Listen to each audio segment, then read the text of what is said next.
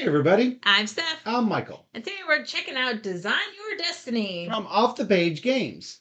So, this game does not really have a player count because it teaches you how to be a game designer. It's pretty cool. So, Yes, I'd say it's not really a game, but it's a game.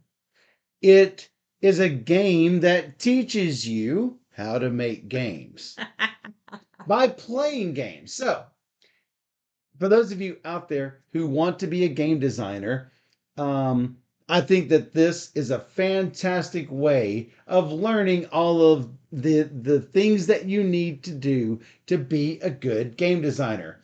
Ultimately, I think the number one thing game designers need to do is play more games.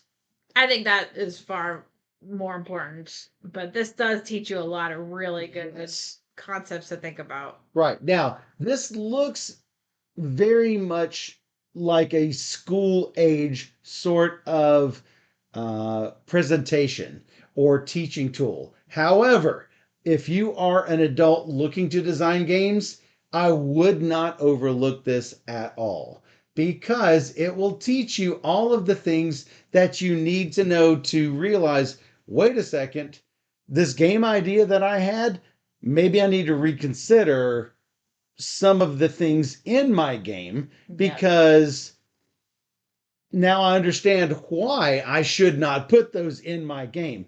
And trust me, Design Your Destiny, running out of time will indeed show you those things. Let's go ahead and take a look at this while I teach you all the rules. First, let me thank Off the Page Games and Jay for providing us this copy of Design Your Destiny, but he didn't give it to us in exchange for this video. He gave it to us because he knows we like to play all the games. Let's take a look at this. This game comes with a book. It's part storybook, part game, and all of these components. So, all you're going to do is open this up and treat this as if it were a story. So, as you are reading through these, you will follow everything that it says. And at the end, if you've done these things the way you're supposed to do them, you will earn stickers that you are going to put in the back of your book. Ta-da, stickers! So everybody loves stickers, right? Yeah. So, and we did play through the first few chapters of this to see what it's all about. So, you'll read through this. It's got this cute thematic story. And then you'll come to game one, roll and move it. Oh, what kind of game do you think they're going to start with? A roll and move. That's right. They're going to start off with a roll and move game. And then they're going to say, here's the gameplay and setup and everything. And here are your in-game objectives. And then they're going to ask you things like, hey, the game you just played is a basic roll and move game. You roll the die and then you move. And it says, list each decision that the players had to make during the game in the space below.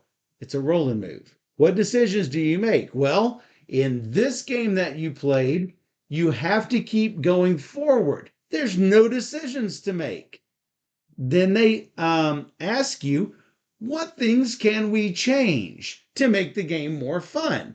You could do this, or this, or this, or these things, or this. And you will go through and say, as a game designer, you need to ask yourself these questions. Is what I just added, does it make it more fun? Does it make it fair? Does it add meaningful decisions? Why are decisions important? What is playtesting? All of these things. I wish more of these entry game designers that they've played 12 games and they're like, oh, hey, I think I've got a good game idea without even considering what sort of things are involved in decision making, in playtesting. Has the game been designed before? Is something out there? Does it exist, but even better than what you've got? You don't know this unless either A, you've designed a lot of games, or B, like I said, more importantly, you've played all the games. So then it says, take your idea and play test it. Here is a normal play testing sheet. Then talk about it. What are the types of bad decisions? And you might think not having any kind of decision is bad, but there's also other types of decisions that should be considered to take out of your games. For example, if there is one best path in a game, which I've got to say, even complex Euros sometimes have, then it's better to take that this non-decision completely out of the game. Some really successful game designers make this mistake often. Yeah, like for example, if you know you need to get another worker to win the game, having your initial two workers will not win you the game. Therefore, there's a best strategy. There's a best path to take to get that additional worker or two workers or three workers. You want to make a viable option for winning without having to go get that other worker. Or when do you time that extra worker? Do you get it early? Do you get it late? If there are valid reasons for both, then you definitely want to have that as a decision. But if you always get it early, maybe consider starting each player with an extra worker and then going from there. All of these things can really make a game design even better. And then they say, wait, what are the things you can change? Hey, maybe you can change the number of dice that you roll. Or hey, maybe you make like a 6 have a special effect, or make different dice do different things. And they give you all of these components so you can test them. So, um, and this is all in the first game. And this thing goes through several, like 5 or 6 chapters, not story chapters, but game chapters, where you're taking game designs and then adding to it. And the games become more and more complex, and where you can add tiles where you're placing them onto the board. And ultimately, you make your own games. And then there's an area where if you don't open this area until you have stuck all 25 stickers in your book. This is also great for educators. Just in case you like, if you've got 20 students in a game design class, more and more high schools are creating game design classes, and you can download PDFs with workbook pages where each of the students can fill out their own playtesting sheets or their own game design sheets where they can do their own game designs. It's a really good learning tool. Fantastic. Even Legends, like I want this. I blame Steph and Michael. So yeah, definitely. If you're even marginally thinking about creating your own game, or if you've designed a game or two and you want to make your games shine even better, or take away all of the pain points in your games, this is what you want. Designed by Destiny, running out of time. You agree? Oh yeah, there's a lot of good.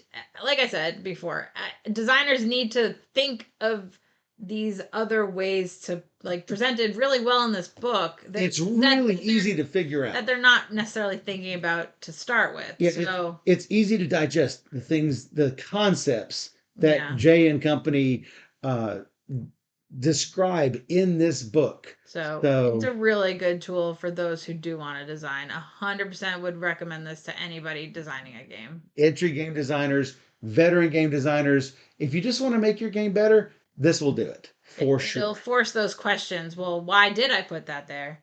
And hopefully, you strip out all the things that need to be stripped out, and it becomes better. And all of those things that we said it a lot on this channel, just because we see so many games here. So yes, game designers like to add features. Not many game designers know the right things to cut out of the game. And don't just arbitrarily cut something out. If there's a reason to cut something, then that's definitely what you'd want to cut out. Yeah, for sure. Be sure to check out Design by Destiny, Design Your Destiny Running Out of Time, Yeah. and learn how to be a better game designer.